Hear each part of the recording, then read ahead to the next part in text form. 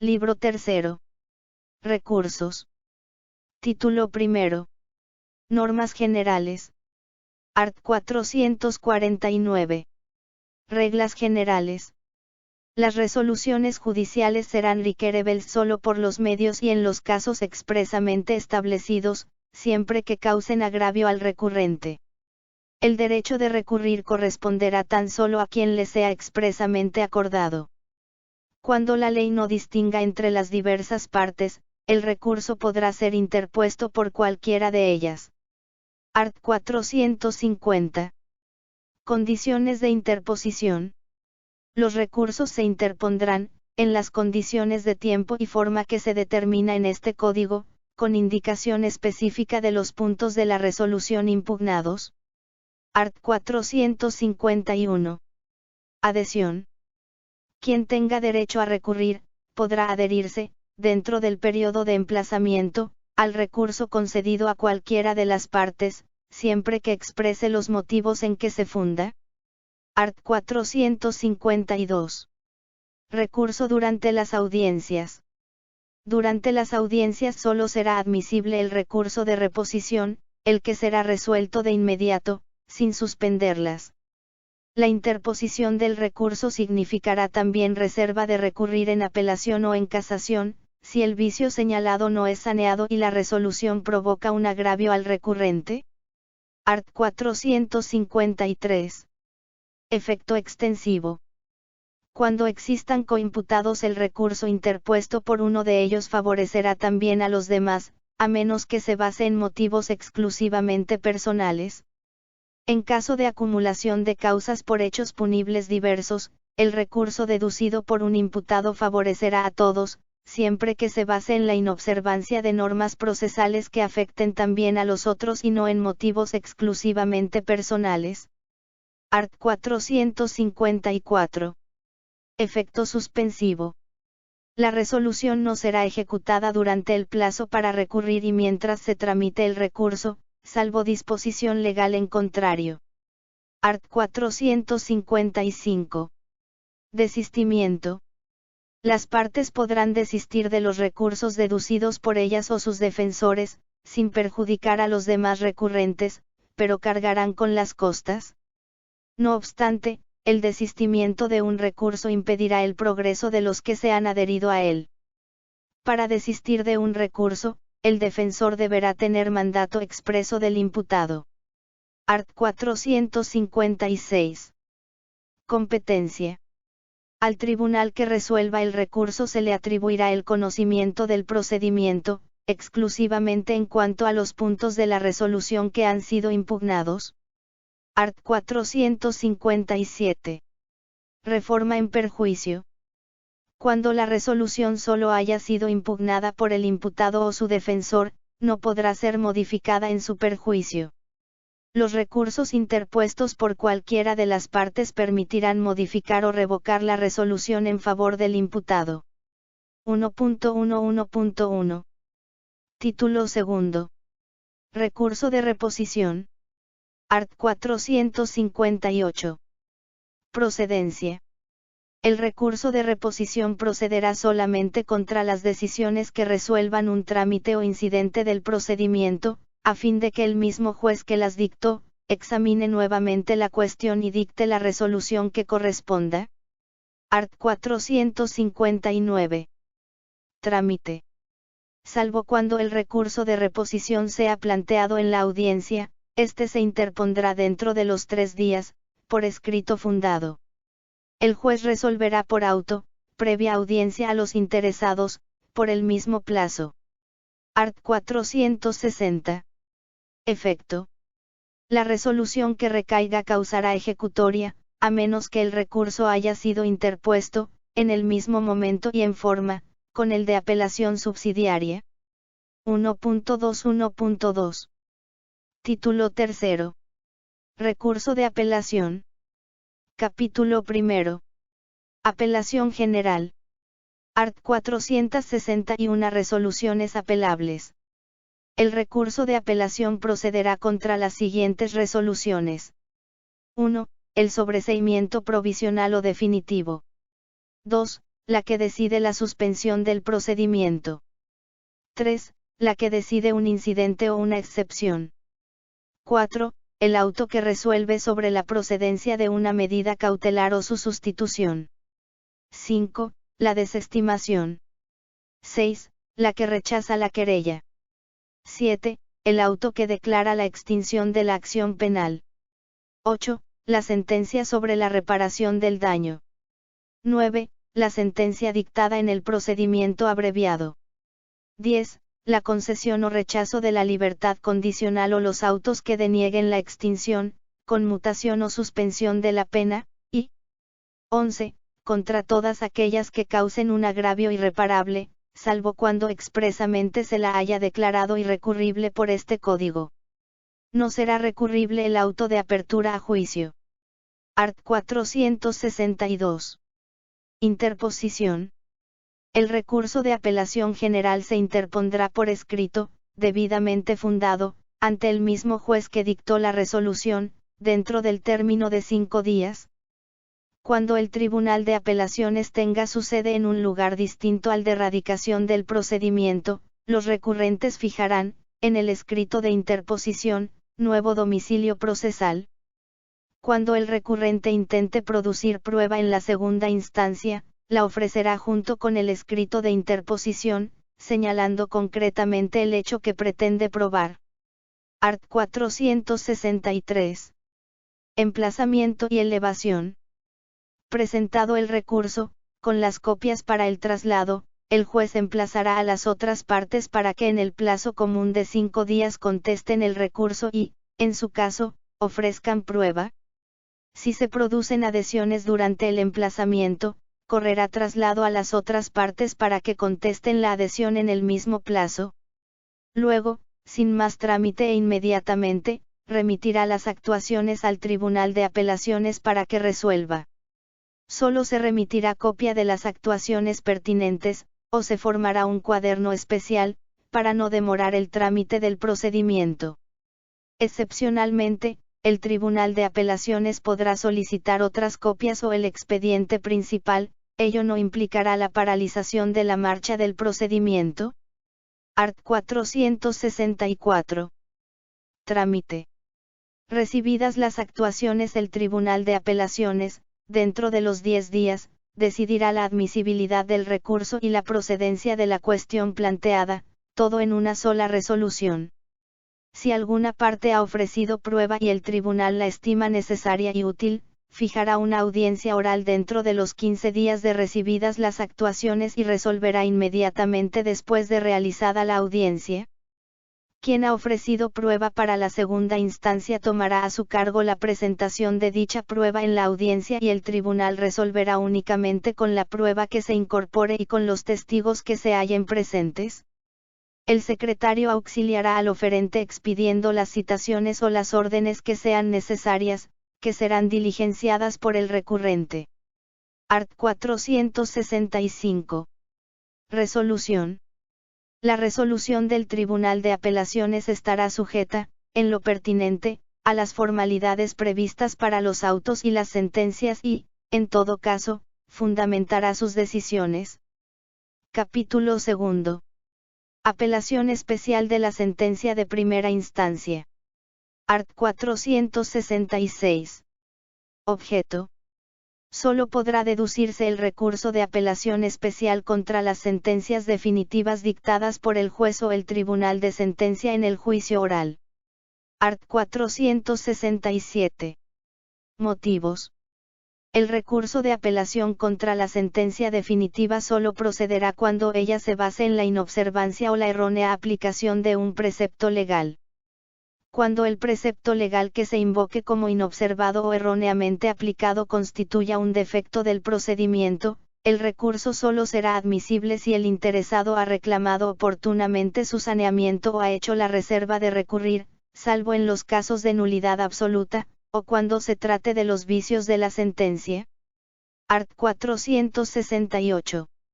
Interposición. El recurso de apelación se interpondrá ante el juez o tribunal que dictó la sentencia, en el término de 10 días luego de notificada, y por escrito fundado, en el que se expresará, concreta y separadamente, cada motivo con sus fundamentos y la solución que se pretende. Fuera de esta oportunidad no podrá aducirse otro motivo. Si las partes estiman necesaria una audiencia pública para la fundamentación complementaria y discusión del recurso, deberán solicitarlo expresamente. Cuando el procedimiento se haya iniciado en una circunscripción judicial distinta al de la sede del Tribunal de Apelaciones, el recurrente, en el escrito de interposición, y los demás al contestar el recurso o al adherirse a él, fijarán nuevo domicilio procesal. Art. 469. Prueba. Cuando el recurso se fundamente en un defecto de procedimiento y se discuta la forma en que fue llevado a cabo un acto, en contraposición a lo señalado por el acta del juicio o por la sentencia, ¿se podrá ofrecer prueba con ese objeto? La prueba se ofrecerá al interponer el recurso, al contestarlo o al adherirse a él durante el emplazamiento. Art. 470. Emplazamiento y elevación. Interpuesto el recurso, el tribunal que dictó la resolución impugnada emplazará a las otras partes para que, en el plazo de 10 días comunes, contesten el recurso. Si se ha producido una adhesión, se emplazará a contestarla dentro de los 5 días. Vencidos los plazos o producidas todas las contestaciones, el juez o tribunal elevará inmediatamente las actuaciones al Tribunal de Apelaciones, sin más trámite. Art. 471. Admisión y resolución. Recibidas las actuaciones, el Tribunal de Apelaciones, si se ha ofrecido prueba, se ha solicitado expresamente la audiencia de fundamentación o, de oficio, convocará a una audiencia pública dentro de los 15 días. Si no se convoca a dicha audiencia, examinará el recurso interpuesto y las adhesiones, para decidir sobre su admisibilidad y procedencia dentro de los 15 días siguientes. Si se declara inadmisible, se devolverán las actuaciones. Art. 472. Audiencia de prueba o de fundamentación. La audiencia de prueba o de fundamentación se regirá, en lo pertinente, por las reglas previstas en general para el juicio oral. Quien haya ofrecido prueba tomará a su cargo la presentación de dicha prueba en la audiencia y el tribunal resolverá únicamente con la prueba que se incorpore y con los testigos que se hallen presentes. En la audiencia de fundamentación complementaria, los magistrados podrán interrogar libremente a los recurrentes sobre los puntos insuficientes de la fundamentación o de la solución que proponen, sobre la doctrina que sustenta sus pretensiones o los precedentes jurisprudenciales que han utilizado, y ello no se entenderá como prejuzgamiento. La inasistencia a la audiencia no provocará deserción del recurso, pero quien la solicitó y no concurra deberá hacerse cargo de las costas. Para la deliberación y sentencia se regirán por las reglas de este código. Art. 473. Reenvío. Cuando no sea posible reparar directamente la inobservancia de la ley o su errónea aplicación, el Tribunal de Apelaciones anulará total o parcialmente la sentencia y ordenará la reposición del juicio por otro juez o tribunal. Cuando la anulación sea parcial, se indicará el objeto concreto del nuevo juicio. Art. 474. Decisión directa. Cuando de la correcta aplicación de la ley resulte la absolución del procesado, la extinción de la acción penal, o sea evidente que para dictar una nueva sentencia no es necesario la realización de un nuevo juicio, el Tribunal de Apelaciones podrá resolver, directamente, sin reenvío. Art. 475. Rectificación. Los errores de derecho en la fundamentación de la resolución impugnada, que no hayan influido en la parte dispositiva, no la anularán, pero serán corregidos en la nueva sentencia, así como los errores u omisiones formales y los que se refieran a la designación o el cómputo de las penas. Asimismo, el tribunal, sin anular la sentencia recurrida, podrá realizar una fundamentación complementaria. Art. 476. Libertad del imputado. Cuando por efecto de la resolución del recurso deba cesar la detención del imputado, el tribunal ordenará directamente la libertad. Título 3. Recurso extraordinario de casación. Art. 477. Objeto. Solo podrá deducirse el recurso extraordinario de casación contra las sentencias definitivas del Tribunal de Apelaciones o contra aquellas decisiones de ese tribunal que pongan fin al procedimiento, extingan la acción o la pena, o denieguen la extinción, conmutación o suspensión de la pena. Art. 478.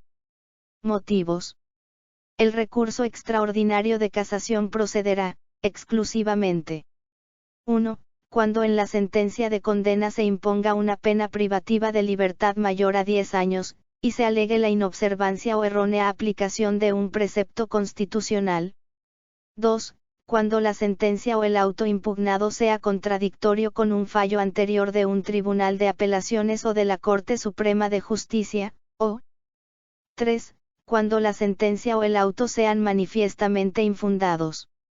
Art. 479. Casación directa. Cuando una sentencia de primera instancia pueda ser impugnada por algunos de los motivos establecidos en el artículo anterior, se podrá interponer directamente el recurso extraordinario de casación.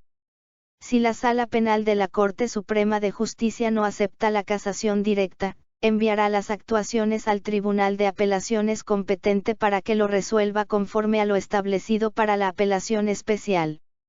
Si en un mismo caso se plantean apelaciones y casaciones directas, primero se enviarán las actuaciones a la Sala Penal de la Corte Suprema para que resuelva lo que corresponda. Art. 480. Trámite y resolución. El recurso extraordinario de casación se interpondrá ante la Sala Penal de la Corte Suprema de Justicia.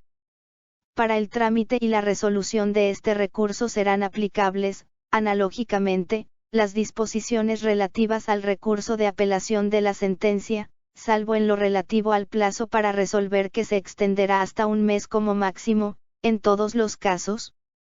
Título cuarto. Recurso de revisión. Art. 481. Procedencia. La revisión procederá contra la sentencia firme, en todo tiempo, y únicamente a favor del imputado, en los casos siguientes. 1. Cuando los hechos tenidos como fundamento de la sentencia resulten incompatibles con los establecidos por otra sentencia penal firme. 2. Cuando la sentencia impugnada se haya fundado en prueba documental o testimonial cuya falsedad se haya declarado en fallo posterior firme o resulte evidente aunque no exista un procedimiento posterior. 3. Cuando la sentencia condenatoria haya sido pronunciada a consecuencia de prevaricato, cohecho, violencia u otra argumentación fraudulenta, cuya existencia se haya declarado en fallo posterior firme. 4. Cuando después de la sentencia sobrevengan hechos nuevos o elementos de prueba que solos o unidos a los ya examinados en el procedimiento, hagan evidente que el hecho no existió, que el imputado no lo cometió o que el hecho cometido no es punible o corresponda aplicar una norma más favorable, o 5. Cuando corresponda aplicar una ley más benigna, o una amnistía, o se produzca un cambio en la jurisprudencia de la Corte Suprema de Justicia que favorezca al condenado. Art. 482. Legitimación. Podrán promover el recurso. 1. El condenado. 2. El cónyuge, conviviente o pariente dentro del cuarto grado de consanguinidad o por adopción, o segundo de afinidad, si el condenado ha fallecido, y 3. El Ministerio Público en favor del condenado. Art. 483. Interposición. El recurso de revisión se interpondrá por escrito ante la Sala Penal la Corte Suprema de Justicia. Deberá contener la concreta referencia de los motivos en que se funda y las disposiciones legales aplicables. Junto con el escrito se ofrecerán las pruebas y se agregarán las documentales. Art. 484. Procedimiento. Para el trámite del recurso de revisión regirán las reglas establecidas para el de apelación, en cuanto sean aplicables. La Sala Penal de la Corte Suprema podrá disponer todas las indagaciones y diligencias preparatorias que considere útiles y delegar su ejecución en alguno de sus miembros. También podrá producir prueba de oficio en la audiencia. Art. 485. Anulación o revisión. La Sala Penal de la Corte Suprema podrá anular la sentencia, remitiendo a nuevo juicio cuando el caso lo requiera, o pronunciar directamente la sentencia, cuando resulte una absolución o la extinción de la acción o la pena o sea evidente que no es necesario un nuevo juicio. Art. 486. Reenvío.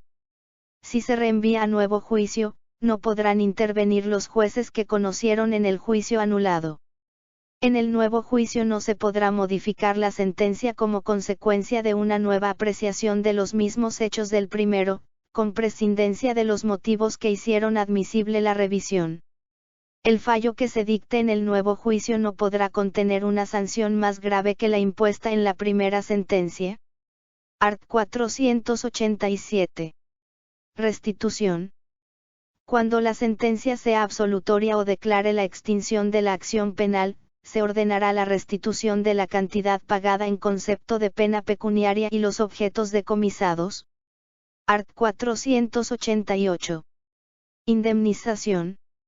La nueva sentencia resolverá de oficio sobre la indemnización al condenado conforme a lo establecido por este código. La indemnización solo podrá acordarse a favor del condenado o de sus herederos. Art. 489. Rechazo. El rechazo de la solicitud de revisión no impedirá la interposición de un nuevo recurso fundado en motivos distintos. Libro cuarto. Ejecución. Título primero. Ejecución penal. Capítulo primero. Normas generales. Art. 490. Derechos. El condenado podrá ejercer durante la ejecución todos los derechos y las facultades que le otorgan las leyes, planteando ante el juez de ejecución las observaciones que estime convenientes. Art. 491. Defensa. La labor del defensor culminará con la sentencia firme, sin perjuicio de que continúe ejerciendo la defensa técnica durante la ejecución de la pena. Asimismo, el condenado podrá nombrar un nuevo defensor. En su defecto, se le nombrará un defensor público, de oficio. El ejercicio de la defensa, durante la ejecución penal, consistirá en el asesoramiento al condenado cuando él lo requiera y en la intervención en los incidentes planteados. No será deber de la defensa vigilar el cumplimiento de la pena. Art. 492. Control general sobre la sanción. El juez de ejecución controlará el cumplimiento del régimen penitenciario y el respeto a las finalidades constitucionales de la pena, entre otras medidas, dispondrá las inspecciones de los establecimientos penitenciarios y podrá hacer comparecer ante sí a los condenados o a los funcionarios del sistema penitenciario, con fines de vigilancia y control. Antes del egreso, la autoridad correspondiente buscará solucionar los problemas que deberá afrontar el condenado inmediatamente después de recuperar su libertad, siempre que sea posible. Asimismo prestará su colaboración para que las entidades de ayuda penitenciaria o postpenitenciaria puedan cumplir sus tareas de asistencia y solidaridad con los condenados. Capítulo 2. 1.3 Penas. Art. 493. Ejecutoriedad. La sentencia condenatoria deberá quedar firme para originar su ejecución. Desde el momento en que ella quede firme, se ordenarán las comunicaciones e inscripciones correspondientes y se remitirán los autos al juez de ejecución para que proceda según este libro. Cuando el condenado deba cumplir pena privativa de libertad, el juez de ejecución remitirá el oficio de la ejecutoria del fallo al establecimiento en donde debe cumplirse la condena. Si se halla en libertad, se dispondrá lo necesario para su comparecencia o captura, y una vez aprehendido se procederá según corresponda. El juez ordenará la realización de todas las medidas necesarias para cumplir los efectos accesorios de la sentencia. Art. 494. Cómputo definitivo. El juez de ejecución revisará el cómputo practicado en la sentencia, tomando en cuenta la privación de libertad sufrida por el condenado desde el día de la restricción de la libertad, para determinar con precisión la fecha en que finalizará la condena, y en su caso, la fecha a partir de la cual el condenado podrá solicitar su libertad condicional o su rehabilitación. El cómputo será siempre reformable, aun de oficio, si se comprueba un error o cuando nuevas circunstancias lo tornen necesario. Art. 495. Incidentes. El Ministerio Público, el condenado o la víctima, según el caso, podrán plantear incidentes relativos a la ejecución y extinción de la pena. El juez de ejecución los resolverá, previa audiencia a los interesados, salvo que haya prueba que producir, en cuyo caso abrirá el incidente a prueba. Los incidentes relativos a la libertad anticipada y todos aquellos en los cuales, por su importancia, el juez lo estime necesario, serán resueltos en audiencia oral y pública citando a los testigos y peritos que deban informar. El juez decidirá por auto fundado y contra él procederá el recurso de apelación, cuya interposición no suspenderá la ejecución de la pena, a menos que así lo disponga el Tribunal de Apelaciones. Art. 496. Libertad condicional. El director del establecimiento penitenciario, remitirá al juez los informes necesarios para resolver sobre la libertad condicional, un mes antes del cumplimiento del plazo fijado al practicar el cómputo.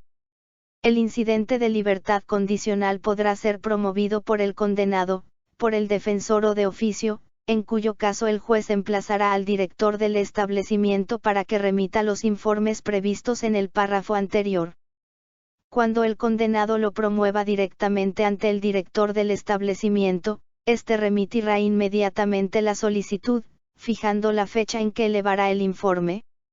El juez podrá rechazar sin trámite la solicitud, cuando sea manifiestamente improcedente o cuando estime que no transcurrió el tiempo suficiente para que hayan variado las condiciones que motivaron el rechazo anterior. Cuando la libertad le sea otorgada, en el auto que lo disponga se fijarán las condiciones e instrucciones, según lo establecido por la ley. El liberado fijará domicilio y recibirá un certificado en el que conste que se halla en libertad condicional. El juez vigilará el cumplimiento de las condiciones impuestas, las que serán reformables de oficio o a petición del condenado. Art. 497. Revocación de la libertad condicional. Se podrá revocar la libertad condicional por incumplimiento de las condiciones o cuando ella ya no sea procedente, por unificación de sentencias o penas. El incidente de revocación será promovido de oficio o a pedido del Ministerio Público. Si el condenado no puede ser encontrado, el juez ordenará su detención. Cuando el incidente se lleve a cabo estando presente el condenado, el juez podrá disponer que se lo mantenga detenido hasta que se resuelva la incidencia. El juez decidirá por auto fundado y, en su caso, practicará nuevo cómputo. El auto que revoca la libertad condicional es apelable. Art. 498. Multa.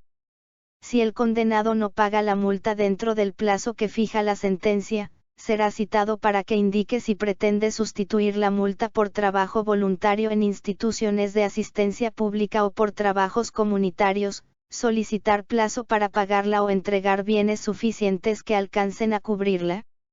El juez podrá autorizar el pago en cuotas. Si es necesario, el juez procederá al embargo y a la venta pública de los bienes embargados, conforme al Código Procesal Civil, o ejecutará las cauciones. Si es necesario transformar la multa en prisión, citará a una audiencia al Ministerio Público, al condenado y a su defensor, oyendo a quienes concurran, y decidirá por auto fundado. Transformada la multa en prisión, se ordenará la detención del condenado. Art. 499. Indulto y conmutación. El presidente de la República remitirá a la Corte Suprema de Justicia copia auténtica de la disposición por la cual decide un indulto o la conmutación de la pena. Recibida la comunicación, la Corte Suprema de Justicia remitirá los antecedentes al juez de ejecución, quien ordenará inmediatamente la libertad o practicará un nuevo cómputo. Art. 500. Ley más benigna. Amnistía. Cuando el juez de ejecución advierta que deberá quedar sin efecto o ser modificada la pena impuesta, o las condiciones de su cumplimiento, por haber entrado en vigencia una ley más benigna o una amnistía, promoverá, de oficio, la revisión de la sentencia ante la Corte Suprema de Justicia. Capítulo 3. Medidas. Art. 501. Remisión y reglas especiales.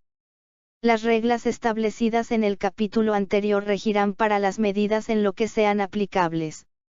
No obstante, se observarán las siguientes disposiciones.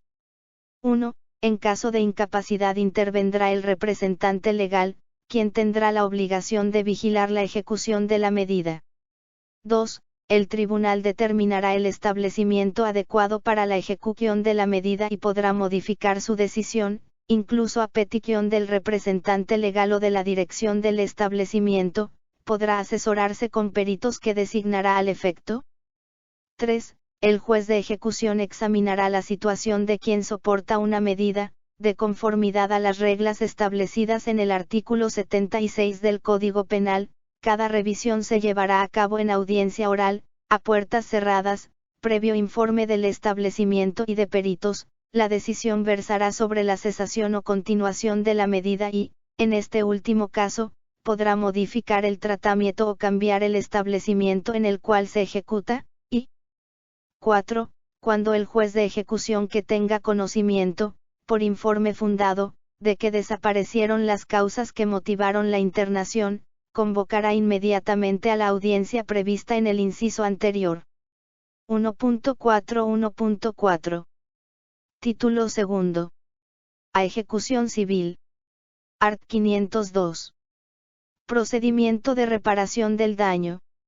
El tribunal que dictó la sentencia de reparación del daño, según el procedimiento especial previsto en este código, será el encargado de su ejecución. Art. 503. Conciliación. Cuando las partes arriben a un acuerdo sobre la reparación del daño, que provoca la extinción de la acción penal, el tribunal que la declare ordenará todo lo necesario para asegurar el cumplimiento de los acuerdos homologados. Art. 504. Remisión. En todo lo relativo a la ejecución civil se aplicarán, análogamente, las normas previstas en el Código Procesal Civil. Art. 505. Entrada en vigor. Este código entrará en vigor un año después de su promulgación. Art. 506. Comuníquese al Poder Ejecutivo. Aprobada por la Honorable Cámara de Senadores, a 26 días del mes de mayo del año 1998, y por la Honorable Cámara de Diputados, sancionándose la ley, de conformidad con lo dispuesto en el artículo 207, numeral 2 de la Constitución Nacional, a los 18 días del mes de junio de 1998. Atilio Martínez Casado Rodrigo Campos Cervera.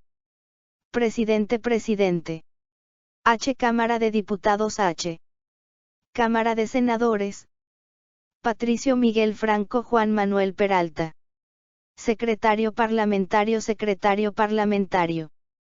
Asunción, 8 de julio de 1.998. Téngase por ley de la República, publíquese e insértese en el registro oficial.